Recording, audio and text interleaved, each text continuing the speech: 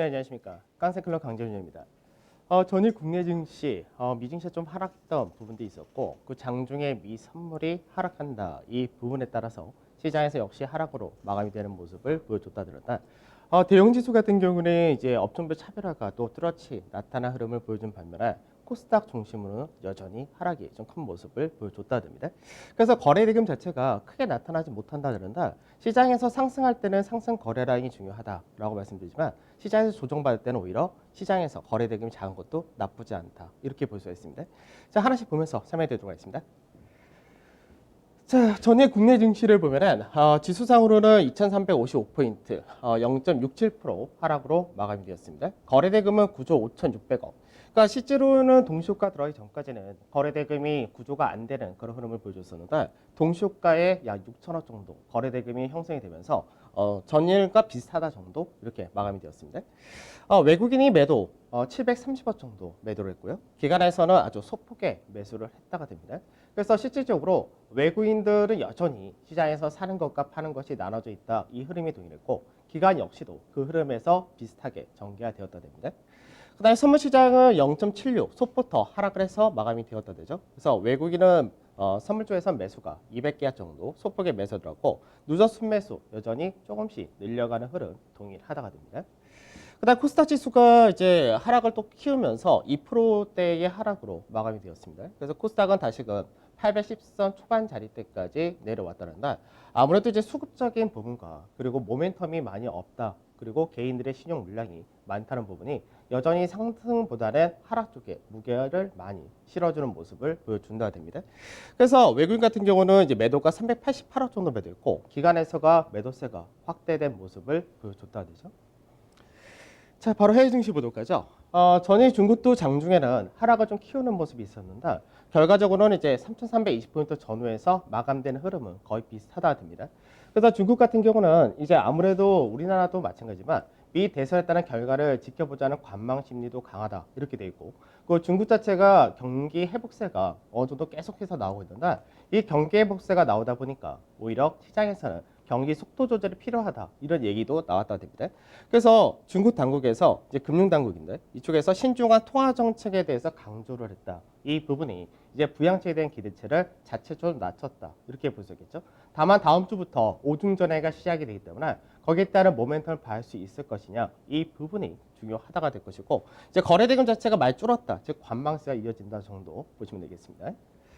자, 그 다음 미증시인데, 미증시 같은 경우는 이제 부양책 계속 왔다 갔다 한다. 이 부분 거의 변동이 없죠. 그래서 이제 어제 같은 경우는 장중에 미선물에 이제 하락을 좀 나타냈다. 이렇게 됐었는데, 실제로는 그 부분이 부양책에 대해서 합의 가능성이 없다. 이렇게 되었다가, 어제 같은 경우 다시금 추가 부양책 관련해서 펠로시 의장이 굉장히 긍정적으로 전개되고 있다라고 이야기를 하다 보니까 여기에 따라서 기대치가 다시금 나타났다 됩니다. 근데 다만 실제로 부양책 같은 경우가 어느 정도 합의를 한다 하더라도 이제 세부적인 법안이라든지 의회 통과라든지 이런 부분을 하려면은 결국은 대선 이후에나 가능하다는 관점 거의 비슷하다 되겠죠. 그 다음에 기업들의 실적 발표 역시 이어진다가 되겠죠. 그래서 기업들의 실적 발표 같은 경우는 뭐 인텔 같은 경우는 실적 발표하고 나서 시간외로 굉장히 큰 폭의 급락이 나온다 이렇게도 되긴 하는데 오히려 시장에서 굉장히 이제 코로나에 대한 피해주다라고 하는 쪽이 실적 발표하고 나서 강하게 반등하는 흐름을 보여줬다 됩니다.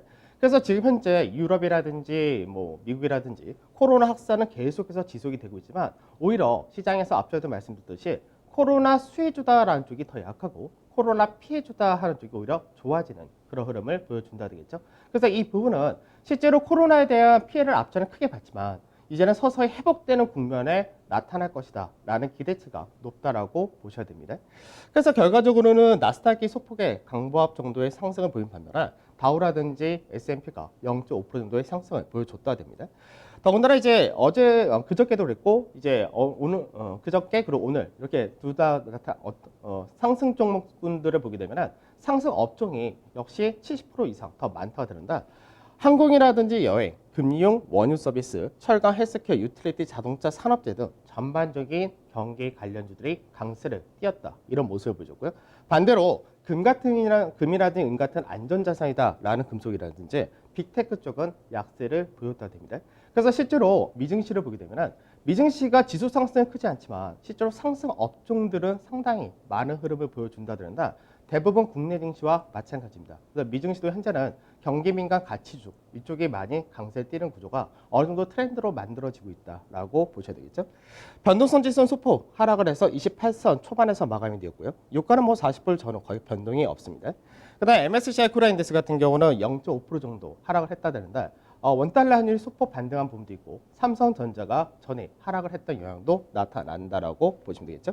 그래서 달러 인덱스 같은 경우는 다시금 92.9 소폭의 반등을 했고 환율 자체도 1135원 전후 맞춰졌다라고 보시면 되겠습니다. 자, 나스닥 지수 보도록 하죠. 나스닥 지수가 결과적으로 이제 21선 그리고 11,350포인트 전후 이 라인대를 저점으로 인식하고 반등이 나왔다 됩니다. 여기서 이제 20일 이평선 이거 하나를 보게 되면은 20일 이평선, 그러니까 앞전에 제가 원래 이평선 잘 방송에서는 넣지 않는다. 이평선을 가지고 판단할 수 있는 것들이 몇 가지가 있습니다. 그래서 쌍바닥형이냐, 쌍봉형이냐 이런 부분이 있는데 지금 현재 21선 이평선 자체가 앞전에 20일 이평선의 고가 라인대, 이 라인대를 넘어갔다가 되죠. 그러면 현재 구간에서는 쌍바닥형에 대해서 웃어야 한다 이렇게 보는 것이고 실제로 이 라인대를 이탈한다 될 경우는 직전 저점을 깰 가능성이 낮아진다 이렇게 됩니다. 그러면 결과적으로는 이제 나스닥 지수가 시장에서 안 좋게 전개가 된다 했을 때는 이 박스권에서 움직인다 정도 이렇게 보시면 되겠습니다. 그 다음에 S&P 지수입니다.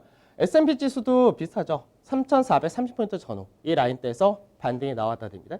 그래서 S&P 지수 같은 경우는 이제 나스닥하고 그림이 좀 틀리다. 이 그림은 뭐 동일하다 이렇게 봐야 된다. 여기서 이제 윗자리를 넘어가는 구조를 만들 거냐 아니면 나중에 시장에서 한 차례 조정을 받게 될 경우 하단 자리대를 지지를 받을 거냐 이 정도의 형태가 되기 때문에 현재 구간에서는 어느 정도 상승과 조정 일수를 맞춰주고 여기서 왔다 갔다 하다가 방향을 어느 쪽을 잡아줄 거냐 이 정도의 차이만 보시면 되겠습니다. 자, 전일시장 보도록 하죠. 전일시장을 보면은 사실 전체적으로는 거래대금이 작았습니다. 다만 거래대금이 굉장히 좀 강하게 움직였다라는 쪽이 금융과 철강 이 두 군데가 상당히 좀 강하게 움직였다 됩니다. 그럼 우선은 금융조 같은 경우는 이제 어저께 발표한 KB금융의 실적도 상당히 잘 나오긴 했지만 실질적으로 은행, 보험, 증권, 철강 이들의 공통점은 배당입니다. 그러니까 시장에서 우선은 시장 자체가 불안한데 배당에 대한 기대치가 상당히 높아졌다. 이렇게도 볼 수 있고요. 실제적으로 굉장히 자산 가치라든지 실적 대비 저평가된 그런 업종군이기도 합니다. 그래서 이런 쪽으로가 시장에서 수급이 강해졌다. 이렇게 된 반면에 그 외적인 쪽에서는 이제 전체적으로 소폭 왔다 갔다 했는데 여전히 이제 성장에 대한 타이틀을 가장 많이 쥐고 있는 제약 바이오 이쪽에서의 하락이 강하다. 이렇게 되겠죠.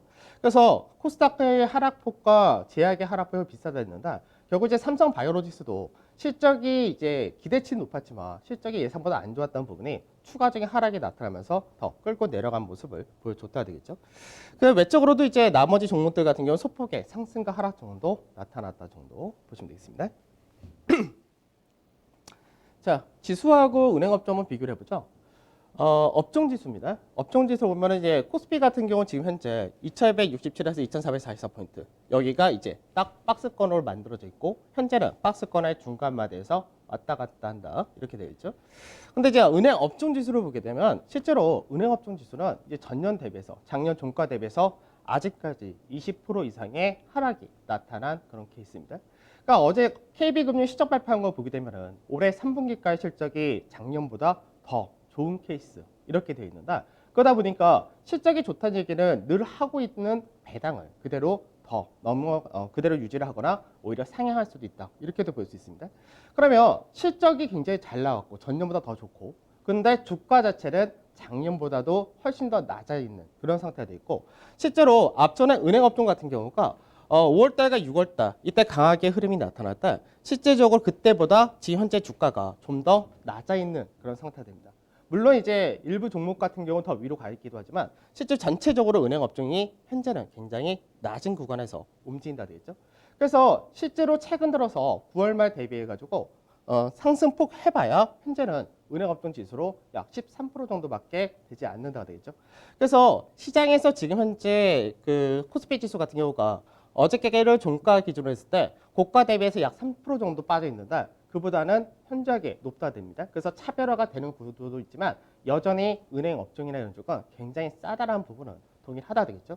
그래서 보통 이제 배당 투자가 들어온다 했을 때는 전체적으로 11월 중순 말까지는 계속해서 들어온다가 될 건데 이제 시작을 한다 해도 과언이 아닐 것 같습니다. 자, 그다음에 철강업종도 한번 보도록 하죠. 철강업종도 마찬가지죠. 시장에서 앞전에 철강업종이 강하게 움직였던 구간대가 이제 5월에서 6월 때 한 번 있었고요. 그리고 나서 7월에서 8월 사이가 한 번 있었고, 그리고 나서 다시 떨어졌다가 다시 그 구간에 왔다가 됩니다. 그래서 업종 지수로 보게 되면은 철강업종 같은 경우는 현재는 저점 대비해서 9월 말 대비해서 약 14% 정도 올라왔다 그런다. 시장에서 지금 보게 되면 철강업종도 역시 전년 대비, 그러니까 작년 대비해서 아직까지 2% 정도 빠져 있는 그런 케이스입니다. 그래서 철강업종은 3분기가 실적 바닥이고 4분기부터 좋아진다라고 말씀드렸는데 실제로 내년에 대한 전망 역시도 올해보다는 훨씬 더 좋을 수밖에 없다 이렇게 말씀드렸죠. 그래서 현재는 앞전에 상단 자리대를 넘어가는 그런 구조를 만들고 있는데 모양상으로는 이제 박스권 상단 돌파형 그리고 삼각 패턴 돌파형 이렇게가 볼 수 있습니다. 그래서 이쪽 역시도 배당이 좀 높다는 부분도 있고 업황 자체가 바닥이고 그리고 자산 가치라든지 이런 대비해서 굉장히 싸다는 부분은 동일하다가 되겠죠. 자, 어제 시장 수급을 보도록 하죠. 우선은 외국인들 LG화가 상당히 많이 샀습니다.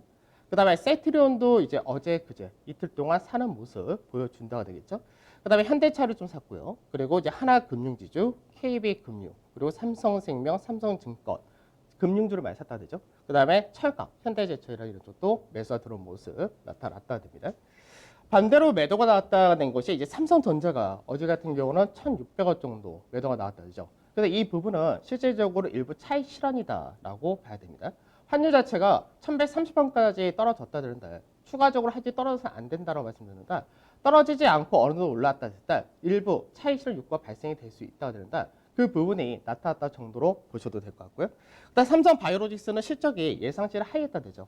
사실 제약 같은 경우는 시장에서 실적보다는 기대치 이쪽이 더 높은 케이스인데 시장에서 많이 올라가서 시총 자체가 높아지게 되면 어느 정도 기대만큼의 실적도 나오느냐에 따른 기대감이 생길 수밖에 없습니다. 근데 그 부분이 충족되지 못했다는 부분이 동반 매도가 나타났고요. 하나솔루션도 어느 정도 동반 매도 나타났다 되죠. 그 다음에 금호석유도 많이 올라갔었죠. 차익실현 떨어졌다고 봐야 되고 네이버라든지 하이닉스라든지 그 다음에 삼성전기, SK텔레콤 이런 쪽으로 매도가 나왔다가 됩니다. 자, 그 다음에 기관의 수급 보도록 하죠. 기관 같은 경우는 이제 사실 외국인들이 신한주에 대해서 계속 매도를 할 때 9월 말 10월 달부터 신한주를 사기 시작했는데 이제 은행 업종 자체가 모멘텀을 받으면서 신한주에 대한 매수를 더 키웠다가 되고요. 외국인 역시도 신한주에 대한 매도를 어느 정도 다 하다 보니까 이제 소폭의 매수가 들어왔던 부분이 동반 매수가 들어온 케이스입니다. 그래서 신한지주라든지 삼성생명, 삼성화재, 하나금융지주, KB금융 같은 역시 은행, 보험, 그리고 포스코라든지 현대제철 같은 철강, 그리고 롯데케미칼, 현대모비스 이런 식으로 매수가 들어온 모습을 보여줬다 되겠죠. 자, 그 다음에 매도를 보게 되면 매도에서 역시 삼성 바이오로직스 매도가 나왔고요. 그 다음에 이제 자동차 쪽에 대해서 현대차가 좀 나왔고, 그 다음에 현대 글로비스가 요 근래 워낙 많이 올라갔는데 이쪽도 역시 매도가 나왔고, 하이닉스도 매도가 나왔죠.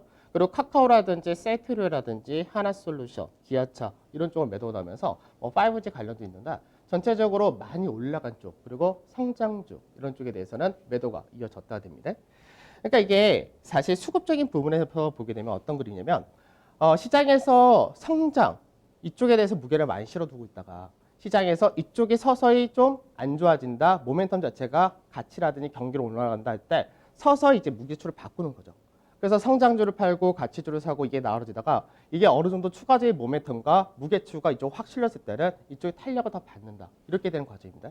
그래서 사실 우리가 수급을 체크하는 거는 수급적인 부분에서 시총상에서 외국인들의 전체적인 성향이 어느 쪽으로 잡혀져 있느냐 그리고 업종에서 어느 쪽으로 무게를 실어주느냐 사실 그걸 체크하는 거죠. 그래서 실제로 앞전에 외국인 같은 경우도 뭐 은행주라든지 이런 쪽을 계속해서 샀었죠. KB금융 중심으로 해서 그 차이가 나타났다는 겁니다. 그 다음에 코스피 200 대형 지수 같은 경우는 시장에서 하락 자체가 거의 안 떨어진다 되죠. 그래서 왜 안 떨어지냐 그리고 나서 코스닥은 왜 그렇게 많이 빠지냐 격차가 왜 점점 더 커지느냐 이 부분인데 사실 시총 상위에 대한 구성표를 보게 되면 사실 거래소 코스피 200 시총 최상위군은 비중 자체가 상당히 많이 섞여 있습니다.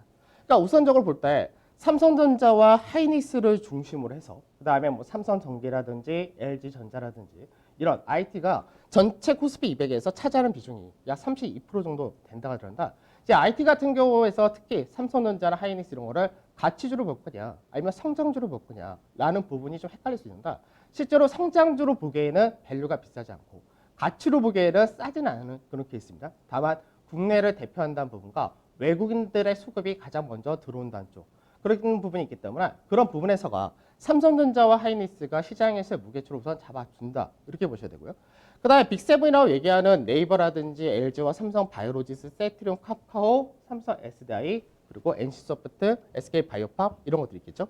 이런 것들이 현재는 시총 비중이 많이 떨어졌습니다. 그러다 보니까 시총 비중이 현재 20% 정도 조금 넘어간다 되고요. 우리가 저평가 가치주라고 얘기하는 자산가치 미만이라든지 실적이 좋은 뭐 자동차, 철강, 은행, 금융, 보험 이런 쪽을 다 합하게 되면 약 20.7% 정도 됩니다. 그러니까 실제로 어제로 딱 바뀌었습니다. 그동안 시장에서 빅세븐 쪽을 중심으로 한 성장주 쪽에 대한 시총 비중과 그 다음에 가치주라고 얘기하는 쪽이 비중이 약간 가치가 높아졌다 되죠. 그러면 시장에서 실제로 삼성전자 하이닉스가 하락으로 떨어지게 되면 지수는 떨어진다 이렇게 되는 건데 삼성전자 하이닉스가 하락하지 않는다는 상태에서 가치주와 성장주가 어느 정도 가치가 떨어지고 성장이 떨어지고 가치가 올라주면서 비중 자체가 역전된 흐름이 나타난다 되죠. 그럼 여기서 가치가 더 강세를 띠게 되면은 지수는 위쪽 방향의 무게가 실어진다 이렇게 보는 겁니다. 자, 대형지수 한번 보도록 하죠. 그래서 대형지수가 그림이 틀리다 다르다라고 얘기하는 게 사실 이런 부분들이 다 나타난 건데 사실 여기서 추가적으로 제가 더 있는 자료라든지 그런 거 더 설명해 드리면은 왜 가치가 더 강한지가 더 나오긴 하는데 다음에 시간 될 때 한번 해드리도록 하고요. 대형 지수를 보게 되면은 이제 중간 마디 그대로 지켜줬다 되고 어제 같은 경우가 앞전에 이 라인 때 지지 한 번 더 받아주고 양봉으로 마감되었다 정도 됩니다. 그래서 상단 자리를 이제 넘어가는 것이 관건인가 이제 오늘의 금요일이죠. 그래서 주봉사에서 보게 되면은 딱 이 가격대가 지켜지느냐가 가장 중요한 한 주였었는데 잘 지켜줬다까지 현재는 만들어 놨다가 됩니다. 그래서 다음 주에 대선을 일주일 앞둔 상태에서 시장에서 기대치가 형성될 거냐 아니면 불안감이 이어질 거냐 그 정도의 차이가 될 것 같습니다. 자, 그 다음에 중형지수로 보도록 하죠. 중형지수 같은 경우는 사실 좀 어중간합니다. 왜 어중간하다 말씀드리면 중형지수 내에서도 제약바이오라든지 이런 것들이 굉장히 많이 있고요. 반대로 또 중형지수 내에서도 이제 가치주라고 하는 것들이 또 상당히 많이 있습니다. 그러다 보니까 중형지수 같은 경우는 어느 쪽으로 무게를 잡아줄지 어중간한 그런 모습인데 현재는 모양 자체가 삼각 패턴으로 약간 전개가 되고 있는 그런 모습을 띈다 되죠. 그래서 대형 쪽이라든지 프로그램 매수라든지 이런 것들이 상당히 강하게 들어오다가 될 경우는 상단 역시 돌파가 가능하다 된다. 그렇지 못하다면 하단으로 한 번 더 떨어질 수 있다가 될 수 있습니다. 그래서 현재는 중형 같은 경우가 가장 시장에서 어중간한 상태가 되는 거고 반대로 이제 소형이라든지 성장 중심의 코스닥이라든지 이런 쪽은 반등폭은 우선은 제한되는 반면에 하락이 좀 더 열려 있는 구조 동일하다가 되겠죠. 그래서 코스닥 100지수를 한번 보게 되면 어제 코스닥 지수 같은 경우가 2% 조금 넘는 하락을 보여줬다 된다. 코스닥 100지수 같은 경우는 2.59%라는 하락이 더 크게 나타났다 됩니다. 그래서 어제 하락하면서 결국은 최근에 저가 라인대를 종가상으로는 이탈을 했다 되겠죠. 여기서 이제 긍정적인 시나리오는 반등을 할 때 이 상단 추세까지 올라갈 수 있을 것이냐 이게 긍정적인 시나리오고 여기서 조금 더 안 좋게 전개된다면 하단 자리 이 추세 라인대를 한 번 더 내려왔다가 반등이 나올 수 있다가 될 겁니다. 그래서 코스닥 같은 경우는 실제로 코스닥 100지수 여기가 이제 대부분이 성장주로 다 들어가 있는데 여기서가 이제 기술적 반등이 나올 수 있는 구간이 나올 것이냐 이게 중요하다가 될 겁니다. 자, 전략을 보도록 하죠. 오늘 이제 미국의 대선 토론이 있죠. 대선 토론이 우리나라 시간 10시에 진행이 되고 있는데 그 10시에 진행할 건데 그때 이제 뭐 어떤 결과가 나올 거냐. 그래서 트럼프 쪽에 대해서 다시금 지지 세력이 높아질 거냐 이런 부분이 있긴 한데 이 부분에서 지지가 이제 크게 지지율 자체가 격차가 좁혀지면은 다음 주 시장이 불안하다 형태로 갈 겁니다. 근데 그 부분이 좁혀지는 흐름이 나타나지 않고 비슷하게 유지가 되거나 오히려 확대가 된다 될 경우는 시장이 다음 주부터 대선에 대한 기대치가 형성될 가능성도 있다라고 보셔야 되겠습니다. 그 다음에 국내 기업이라든지 미증시도 역시 실적 발표는 동일하지만 어제도 오늘 이제 아까 실적에 대해서도 얘기했지만 오히려 피해주라고 얘기했었던 실적이 안 좋다는 쪽이 앞으로 좋아질 것이다 라는 관점을 가지고 있다는 거 이 부분이 좀 중요한 겁니다. 그래서 이 부분은 국내도 비슷하다가 되겠죠. 그 다음에 이제 중국 같은 경우 다음 주 오중전회가 시작이 된다가 되겠죠. 그래서 여기서 부양책이 어떤 게 나올 거냐 이게 중국 증시에서는 상당히 중요하다가 될 겁니다. 그다음에 국내 증시에서 성장과 경기 민감 대형 가치 차별화가 확대된다. 그러니까 이게 이렇게 된다 말씀드렸죠. 성장이 여기 있다가 가치가 여기 있다가 서서히 맞춰지다가 역전되는 현상이 서서히 나타난다. 이렇게 되는 겁니다. 그다음에 우리나라 어닝 시즌, 그러니까 실적을 발표한 기업들 뭐 굉장히 많은데 이게 실적 발표할 때도 대부분 실적 발표하고 나서 차익실이 한 번씩 떨어졌다 되죠.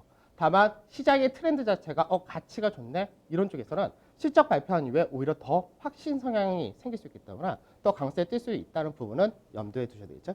그래서 이번 주는 결과적으로 중요 라인대를 지지를 했다까지가 되고 여기서 안착까지가 거의 된 것 같이 보이는데 오늘 하루 더 상승을 조금이라도 뽑아주면 더 좋다 정도 보시면 될 것 같습니다. 그다음 코스닥은 앞전에 말씀드렸듯이 800에서 810선이 지지가 한번 되긴 했는데 이 자리대 자체가 아주 의미 있는 자리는 아니다 보니까 여전히 좀 불안하다 되죠. 그 신용 자체가 줄기는 줄는데 아직까지 그게 가파르게 줄지는 않는다가 됩니다.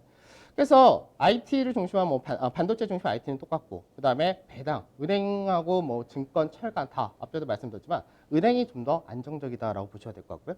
자동차 부품은 실적 여전히 좋다가 될 건데 자동차 완성차 같은 경우는 다음 주 월요일 날 현대차가 실적을 어떻게 보여주느냐 이게 상당히 중요하다가 됩니다. 그다음에 납품과대 경기 민감 가치주는 거의 대부분이 시장에서 돌 수 있다 정도 체크하시면 될 것 같습니다. 자, 한 주의 마지막입니다. 이번 주 사실 지수는 전체적으로 보게 되면 큰 변동 없었습니다. 소폭의 상승하라 왔다 갔다 이 정도 됐는데 종목별 차별화, 업종별 차별화, 그리고 시장의 성향 자체가 바뀌는 그런 흐름을 보이다 보니까 이 차별화가 크다는 부분 여기서만 잘 움직이시면 될 것 같습니다. 자, 주말 잘 보내시고 저는 다음 주 찾아뵙도록 하겠습니다. 감사합니다.